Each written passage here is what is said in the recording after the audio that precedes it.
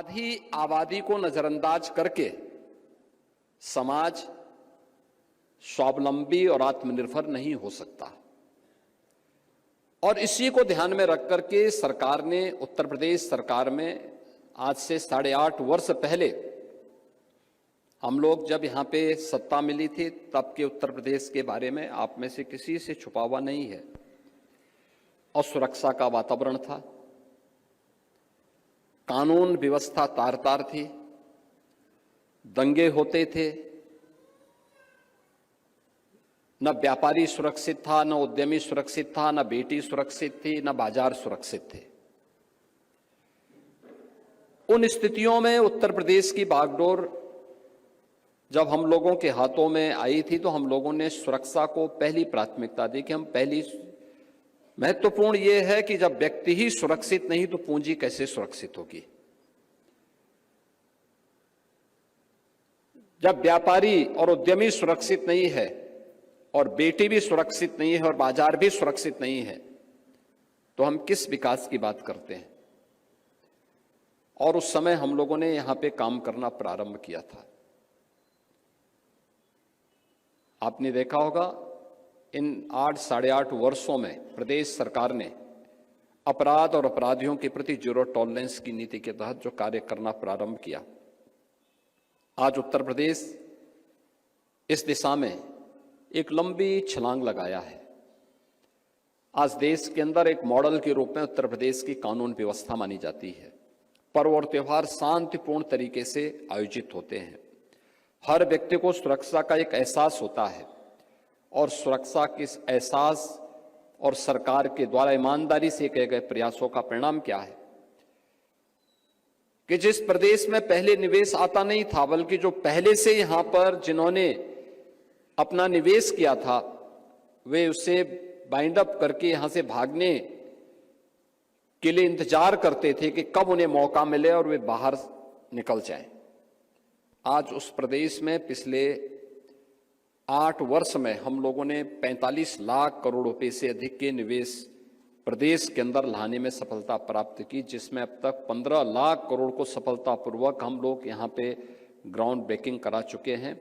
और बहुत शीघ्र प्रदेश के अंदर हम लोग 5 लाख करोड़ रुपए के नए निवेश प्रस्तावों को जमीनी धरातल पर उतारने की कार्रवाई को आगे बढ़ा रहे हैं। ये निवेश आया तो रोजगार भी बढ़ा, और रोजगार केवल पुरुषों को नहीं बना।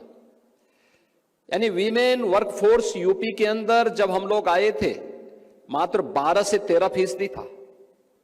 आज ये संख्या 35 से 36%, यानी 3 गुना बढ़ा है मात्र 8 वर्ष में।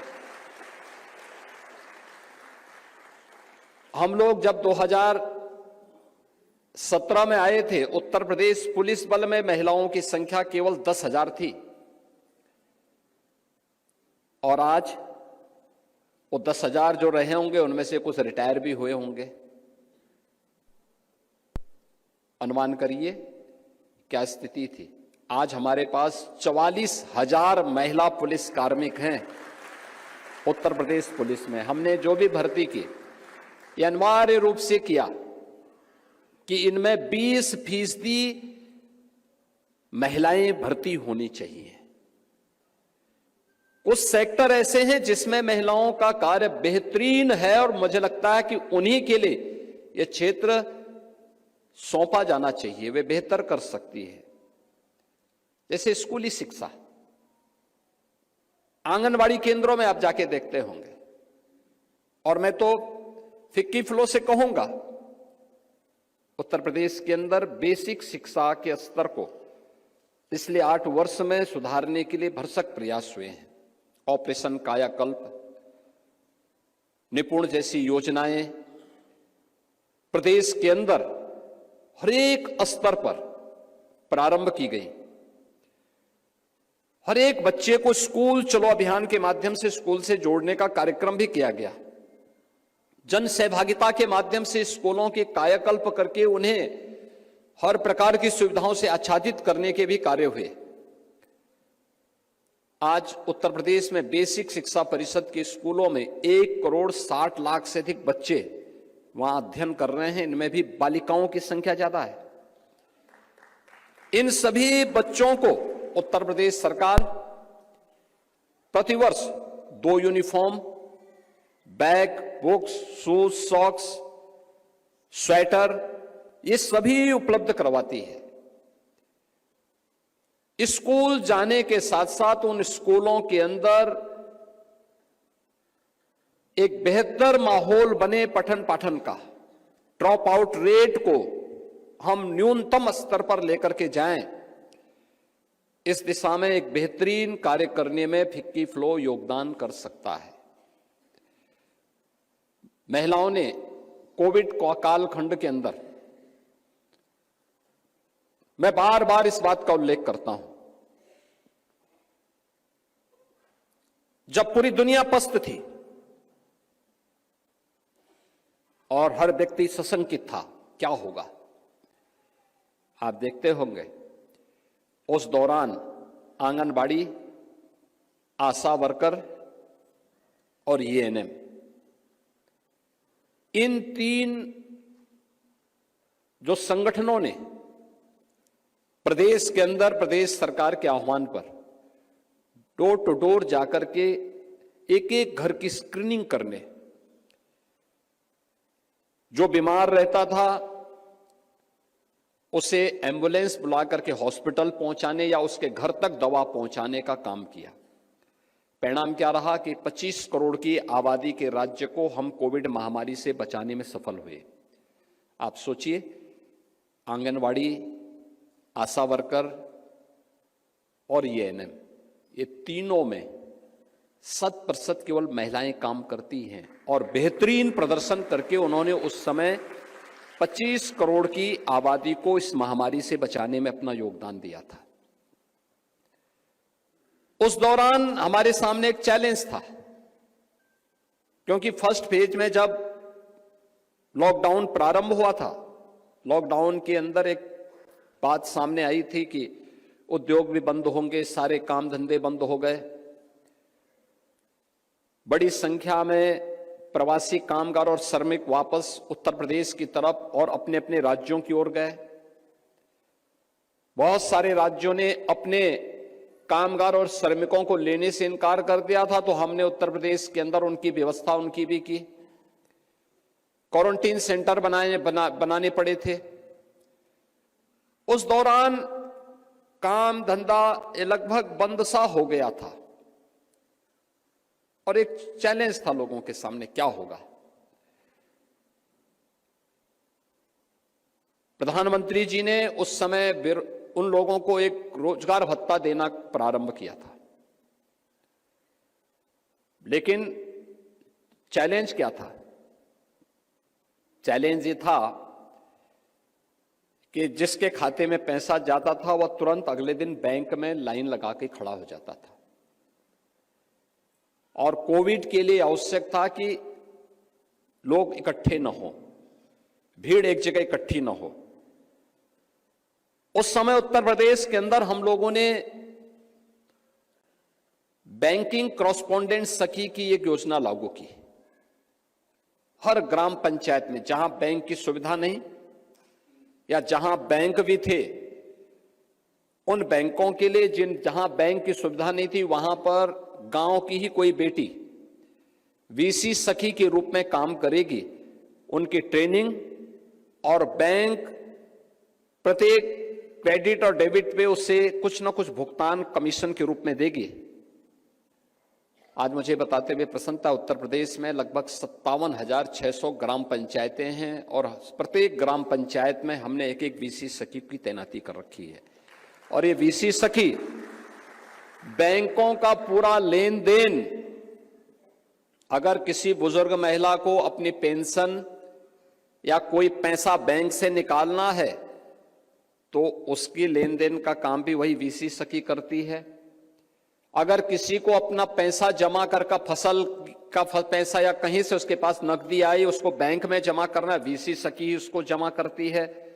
और बदले में कुछ वीसी सखी ऐसी हैं इसमें जिनकी महीने की आमदनी 25,000 से लेकर के 1.25 लाख रुपए महीना कमा रही हैं वे वीसी सखी उत्तर प्रदेश के अंदर।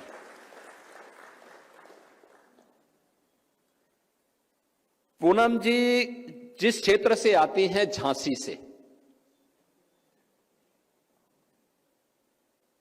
उस झांसी में 2019 में हम लोगों ने एक मिल्क प्रोड्यूसर की स्थापना की थी, वह है बलेनी मिल्क प्रोड्यूसर।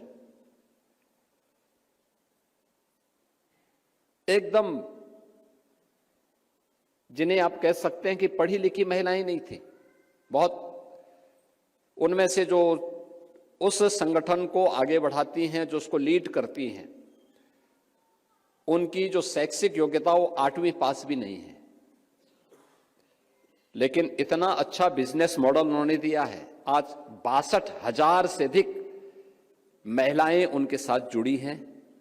और कार्य कैसे होता है, कार्य कैसे होता है, बलेनी मिल्क प्रोड्यूसर उसका एक बेहतरीन उदाहरण है। बलेनी मिल्क प्रोड्यूसर का जो झांसी और बुंदेलखंड का उदाहरण आज हम आगरा में, लखनऊ में, काशी में, गोरखपुर में ये 5 नए मिल्क प्रोड्यूसर स्थापित कर रहे हैं, जिनमें आगरा वाला बहुत अच्छा काम कर रहा है, काशी और गोरखपुर भी काफी तेजी के साथ उसमें प्रगति कर रहा है, जिसमें हजारों की संख्या में महिलाएं जुड़ करके आर्थिक स्वावलंबन के मार्ग के साथ जुड़ रही हैं और साथ साथ वीमेन वर्कफोर्स कुछ कर सकती है, ये भी बताने का काम कर रही है। आधी आबादी के सामने जो सबसे बड़ी चुनौती है वह उनके कार्यों को मान्यता देने के बारे में, और जब फिक्की फ्लो जैसे संगठन सामने आएंगे तो हर कोई उसे मान्यता देगा। रेडीमेड गारमेंट्स में बेहतरीन कदम आप उठा सकते हैं। आज आप देख रहे होंगे बांग्लादेश के अंदर जो स्थिति है, ग्लोबल मार्केट में बांग्लादेश की जो उपस्थिति थी वह लगातार उसमें गिरावट है, वहां के बाजार बंदी की कगार पर हैं। रेडीमेड गारमेंट्स में जो उसकी पकड़ थी वह उससे अपने आप को वंचित कर रहा है। उस मार्केट पर भारत अपनी पकड़ बना सकता है। आधी आबादी को हम रेडीमेड गारमेंट्स में प्लेटेड फैक्ट्री के मॉडल के माध्यम से आगे बढ़ाने में फिक्की फ्लो एक बड़ी भूमिका का निर्वहन कर सकता है, और ग्लोबल मार्केट की जो डिमांड है उसके अनुसार उस प्रकार की डिजाइन, उस प्रकार के रेडीमेड गारमेंट्स हम दुनिया के मार्केट को उपलब्ध करवा करके आधी आबादी की करोड़ों बहनों को उसके साथ जोड़ सकते हैं और उसके माध्यम से उन्हें आर्थिक स्वावलंबन की दिशा में आगे बढ़ा सकते हैं। अभी आपने कहा था एक औद्योगिक पार्क के लिए उत्तर प्रदेश सरकार की पॉलिसी है, और मैं चाहूंगा फिक्की फ्लो इसमें आगे आए। हमने प्रदेश के अंदर एक फ्लैश पार्क की स्कीम लागू की है, जिसमें प्राइवेट पार्टी को 10 एकड़ से लेकर 50 एकड़ क्षेत्रफल में अपना उद्यम स्थापित करने के लिए गवर्नमेंट पर एकड़ के हिसाब से उन्हें सब्सिडी उपलब्ध करवाती है। और अब तक 12 ऐसे फ्लैश पार्क उत्तर प्रदेश के अंदर स्थापित करके सरकार की सब्सिडी का लाभ भी प्राप्त कर चुके हैं। और मैं पूनम जी से कहूंगा कि वह फिक्की फ्लो इस दिशा में आ गए हैं। फ्लैश पार्क की स्कीम के अंतर्गत एमएसएमई की स्कीम है, इस स्कीम का लाभ वह लें और इसके माध्यम से जो प्राइवेट इंडस्ट्रियल पार्क की स्कीम राज्य सरकार की है इसका लाभ लेकर के नए महिला उद्यमियों को आगे बढ़ाएं। और इसमें भी नए उद्यमियों के लिए भी हमने सीएम युवा के नाम पे एक नई स्कीम निकाली है, जिसमें हम लोग पहले वर्ष में कोई अपना नया उद्यम स्थापित करना चाहता हो तो 5 लाख तक का लोन गारंटी मुक्त और इंटरेस्ट मुक्त उसको उपलब्ध करा रहे हैं। यानी गारंटी भी सरकार देगी और उसका ब्याज भी सरकार उपलब्ध करवा रही है। लगभग 1 लाख उद्यमी अब तक इस स्कीम का लाभ ले चुके हैं। पहले चरण में 5 लाख, दूसरे चरण में 7.5 लाख, तीसरे चरण में 10 लाख रुपए तक का हम लोग उन्हें इस सुविधा का लाभ दे रहे हैं। और हमें इस वर्ष यानी इस वित्तीय वर्ष तक 1,70,000 नए उद्यमियों को इसके साथ जोड़ना है और मैं चाहूंगा फिक्की फ्लो इस दिशा में आगे बढ़ेगी तो उन्हें इसका लाभ मिलेगा। आज ढेर सारी स्कीम है सरकार की, ढेर सारी स्कीम है जिसमें किसी भी उद्यम में काम करने के लिए हम लोगों ने श्रम कानून में व्यापक रिफॉर्म किए हैं। जैसे पहले था कि महिला केवल एक शिफ्ट में काम करेगी, रात्रि के लिए काम नहीं कर सकती हैं। हमने व्यवस्था सुनिश्चित की है कि जितनी सशक्त भागीदारी पुरुषों की है उससे भी महत्वपूर्ण महिला उस जिम्मेदारी को निर्वहन कर सकती है। और उसने आज जीवन के प्रत्येक क्षेत्र में, कौन से ऐसा क्षेत्र है जिसमें महिलाएं समाज को लीड न कर रही हो, हर एक क्षेत्र में वह आगे बढ़ के काम कर सकती है। और कुछ क्षेत्र तो मैंने कहा ऐसे हैं जिसमें केवल महिलाएं ही बेहतर प्रदर्शन कर सकती हैं। उस क्षेत्र में बेहतर प्रदर्शन करने की दिशा में महिलाओं की भागीदारी को सुनिश्चित करने में फिक्की फ्लो आगे बढ़ सकती है, काम कर सकती है। फ्लेक्स पार्क की स्कीम में आप आगे आ सकते हैं, रेडीमेड गारमेंट्स के कार्यक्रम को आगे बढ़ा सकते हैं, सीएम युवा के कार्यक्रम को आगे बढ़ाने में बैंकिंग कॉरेस्पॉन्डेंट सखी जैसे की तर्ज पर कुछ नए जो वित्तीय समावेशन से जुड़े हुए, फाइनेंशियल इंक्लूजन से जुड़े हुए जो सरकार के कार्यक्रम है, इन कार्यक्रमों को आगे बढ़ाने में भी आप अपनी बड़ी भूमिका का निर्वहन कर सकते हैं। इंडस्ट्री में ट्रेनिंग के साथ साथ उन्हें स्किलफुल बनाने में भी एक बड़ी भूमिका का निर्वहन फिक्की फ्लो कर सकता है। खासतौर पर इसके लिए ढेर सारी स्कीम है। पीएम इंटर्नशिप की स्कीम है, सीएम इंटर्नशिप की स्कीम हम लोगों ने लॉन्च की है, जिसमें हम लोग इसमें राज्य सरकार और केंद्र सरकार भी उसमें उन लोगों को अपनी ओर से भी इंसेंटिव उपलब्ध करवाती है। हम लोग थोड़ा भी उसमें प्रयास करेंगे, थोड़ा सा प्रयास होगा, आप लोग लीड करेंगे, लोगों को बताएंगे। स्किल डेवलपमेंट के लिए हमने टाटा टेक्नोलॉजीज के साथ मिलकर के प्रदेश के अंदर आज के समय की जो भी हमारी आज की जो मॉडर्न टेक्नोलॉजी है, आर्टिफिशियल इंटेलिजेंस का है, आईओटी का है, ड्रोन टेक्नोलॉजी का है, रोबोटिक का है, इस पूरे क्षेत्र में ट्रेनिंग देने के लिए हम लोग हब एंड स्पोक मॉडल पर हर जनपद में हमने उस प्रकार की वोकेशनल सेंटर और स्किल डेवलपमेंट के सेंटर स्थापित किए हैं। अगर फिक्की फ्लो आती है, इस मामले में सरकार के साथ कोई एमओयू करती है और उसके साथ जुड़ करके कार्य करती है, हमें प्रसन्नता होगी कि आधी आबादी को स्वावलंबन के पथ पर आगे बढ़ाने के लिए फिक्की फ्लो जैसे संगठन जो लगातार 1983 से लेकर के इस दिशा में कार्य कर रहा है, उसमें सरकार भी कुछ मददगार हो सकती है। और आधी आबादी आगे बढ़ेगी तो मेरा मानना है समाज आगे बढ़ेगा। आधी आबादी आत्मनिर्भर होगी तो प्रदेश भी और देश भी आत्मनिर्भर होगा। आधी आबादी विकसित भारत के लक्ष्य को प्राप्त करने के लिए संकल्पित होगी तो भारत को विकसित होने से कोई रोक नहीं सकता है। और यही है उत्तर प्रदेश सरकार का मिशन शक्ति का अभियान। मिशन शक्ति में उसकी थीम ही है महिलाओं की सुरक्षा, उनका सम्मान और उनका स्वावलंबन। सुरक्षा पहली प्राथमिकता है।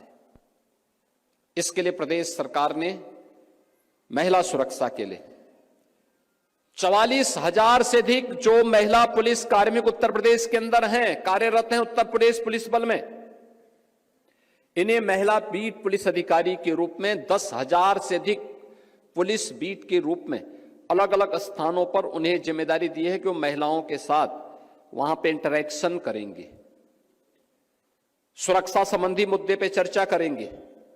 इस सुरक्षा का मुद्दा घर का हो या घर के बाहर का हो, और उसका समाधान का रास्ता उनको स्वयं निकालना है। वहां पे इंतजार नहीं करना है। अगर कोई बेटी कहती है कि मेरी सुरक्षा को खतरा है तो उस बेटी को सुरक्षा प्रदान करो। सुरक्षा जिससे खतरा है उसको वहीं पे सबक सिखाओ। ऐसा नहीं उसको टॉयलेट मत करो कि देख लेंगे, देखने वाला नहीं, वहीं पे उसको बताओ कि अगर घटना सही है तो उस बेटी को हर हाल में सुरक्षा मिलनी है। घर से जुड़ी हुई कोई सुरक्षा संबंधी शिकायत है, उस परिवार के साथ बैठो, समझाओ, और नहीं तो कानून की गिरफ्त में उसको ले लो। उसमें भी कोई किसी प्रकार की लापरवाही नहीं, जीरो टॉलरेंस होनी चाहिए। उन्हें सम्मान मिले इसके लिए उन्हें कामकाजी बनाना, किसी न किसी कार्य के साथ जोड़ना। वे एग्रीकल्चर में आगे आ सकती हैं, उद्यमिता के क्षेत्र में आ सकती हैं, स्किलिंग के में आ सकती हैं, जीवन के एक बड़े क्षेत्र में आ सकती हैं, सेवा के क्षेत्र में आ सकती हैं। आप मुझे बताइए कि जितनी भी नर्सिंग स्टाफ होती हैं, आज भी आप देखते होंगे नर्सिंग का कार्य जितना अच्छा महिलाएं कर लेती हैं पुरुष नहीं कर सकते। यानी सेवा का इससे अच्छा कोई माध्यम है? आप मुझे बताइए, बेसिक शिक्षा में और आंगनबाड़ी में महिलाएं जितना अच्छा काम कर पाएंगे, क्या पुरुष उतना कर पाएंगे? नहीं हो सकता। महिलाएं कर पाएंगे उस काम को, वो बेहतर तरीके से बता पाएंगे, क्योंकि वह एक भाव होता है बताने का। उसमें अच्छी प्रगति, अच्छी प्रोग्रेस आपके स्तर पर हो सकती है। तो नर्सिंग का क्षेत्र बहुत बड़ा क्षेत्र है, सेवा का भी माध्यम है और साथ साथ ये एम्प्लॉयमेंट का भी, रोजगार का भी है। दोनों चीजें एक साथ होती हैं और 100% प्लेसमेंट की गारंटी भी देता है। हम उन बच्चों को इसके बारे में थोड़ा सपोर्ट करें, उनको आगे बढ़ाने में, बताने की इसके बारे में हम बता सकेंगे। केंद्र और राज्य सरकार की जितनी भी स्कीम है, महिला स्वावलंबन से जुड़े हुए, उनके आर्थिक स्वावलंबन से जुड़े हुए, उनके रोजगार और उनके एम्प्लॉयमेंट से जुड़े हुए, इसके लिए हर महिला बीट पुलिस अधिकारी हर ग्राम पंचायत में जाकर के सप्ताह में एक बार वहां की महिलाओं के साथ, वहां की बेटियों के साथ बैठती हैं और बैठ करके उनको उन योजनाओं के बारे में बताती हैं, क्या क्या स्कीम है।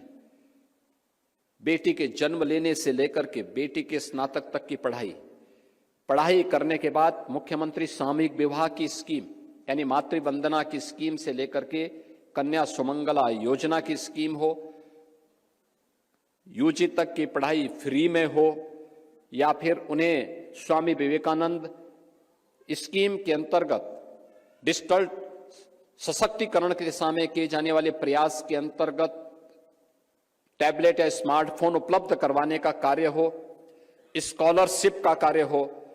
इन सभी स्कीम के साथ जोड़ने के साथ ही अगर बेटी शादी योग्य हो गई है, परिवार की क्षमता नहीं है, तो सरकार ने बेटी की शादी के लिए मुख्यमंत्री सामूहिक विवाह योजना के अंतर्गत 1 लाख रुपए हम देते हैं उस परिवार की शादी ब्याह के लिए, और जिलाधिकारी के स्तर पर निमंत्रण पत्र छपता है।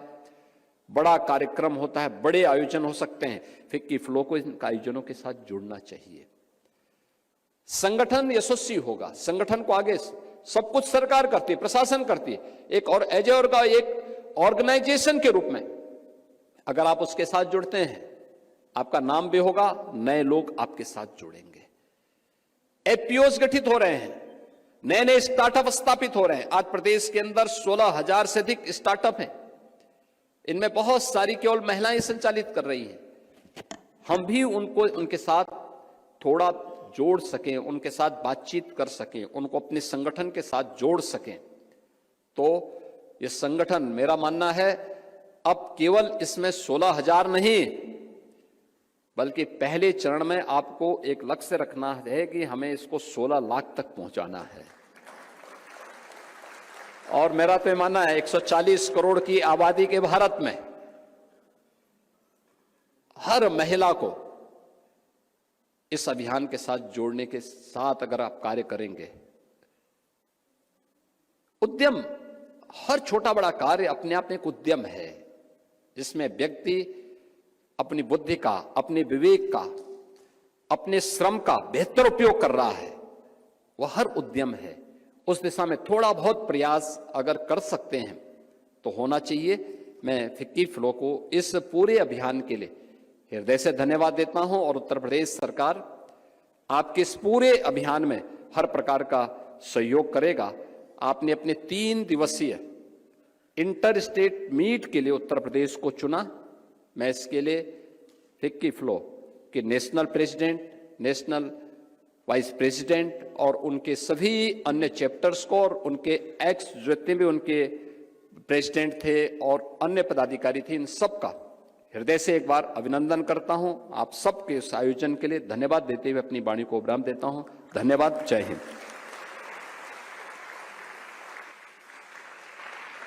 बहुत बहुत धन्यवाद, आभार माननीय मुख्यमंत्री जी। समापन उद्बोधन के लिए सुश्री पूजा गर्ग जी को, जो कि सीनियर वाइस प्रेसिडेंट हैं फिक्की फ्लो की, उनको आमंत्रित करूंगी।